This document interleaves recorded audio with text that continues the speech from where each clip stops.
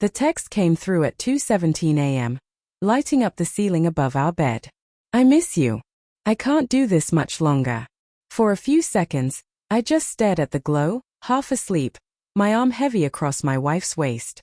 Sarah stirred beside me, murmured something, and rolled away. The phone buzzed again. He's suspicious. We need to be careful. My heart started pounding so hard I thought it might wake her. I told myself there had to be another explanation. A coworker. A friend venting. Anything but what my gut was screaming. I locked the phone and lay there until dawn, counting the cracks in the ceiling and wondering when my life had quietly split in two. I didn't confront her right away. That's the part one hates admitting. I wanted to believe I was wrong. I wanted the woman I married, the one who cried at dog rescue videos and squeezed my hand during scary movies, to still be real. Instead, I watched. Sarah started working late twice a week.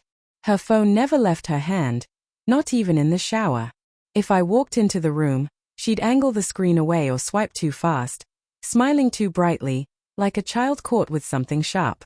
She laughed less with me. Our conversations became logistics, groceries, bills, her parents' anniversary dinner. I blamed myself. Maybe I'd grown boring. Maybe the long hours at my job had hollowed me out. When she forgot our anniversary, I told myself it was stress. When she flinched at my touch, I told myself I was imagining it. Then I found the messages. It was stupid, really. She'd asked me to email a document from her laptop while she was out. I wasn't snooping. I swear that to this day. A message notification popped up in the corner of the screen. I wish I was waking up next to you instead. The room went silent, like all the air had been sucked out. I clicked. I read everything. Weeks of messages. Inside jokes. Plans. Complaints about me, how I was safe, how I wouldn't understand her needs. The man's name was Daniel. Married. 2 kids. A colleague from her firm. I sat there until my legs went numb, rereading the words that dismantled our marriage sentence by sentence. When Sarah came home, humming to herself, I was still at the table. She knew the moment she saw my face. At first, she denied it. Then she minimized it. It was just emotional.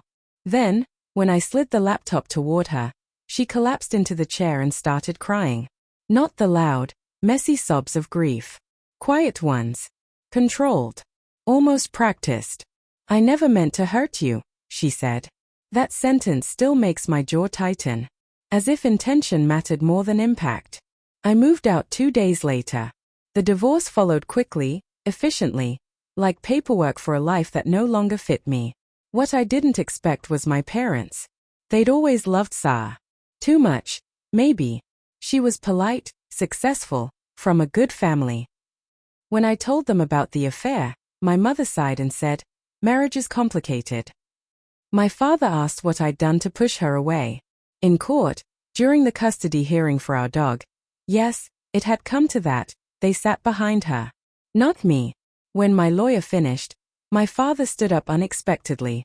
He hadn't been called. The judge allowed him to speak. "We gave our son everything," he said, his voice steady. "Education.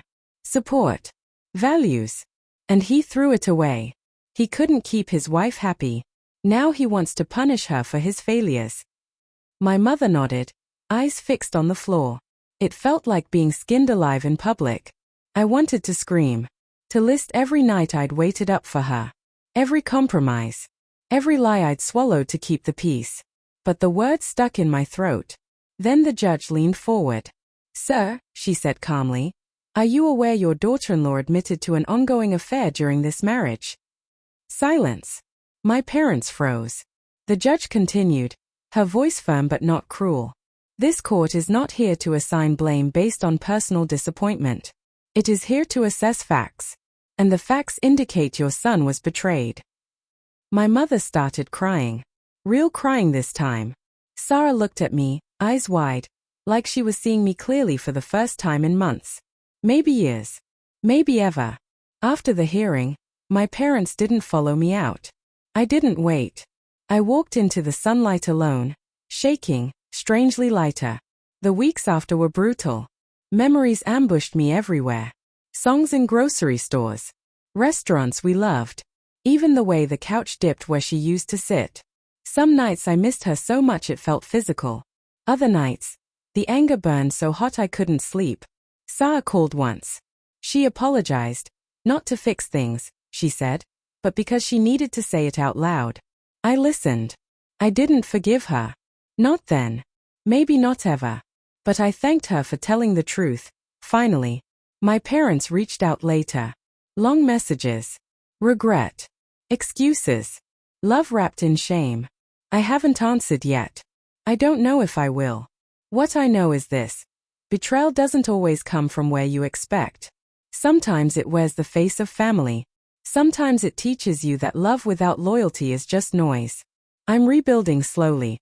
New apartment. New routines. A quieter life. But for the first time in years, it's honest. And that, I've learned, is everything.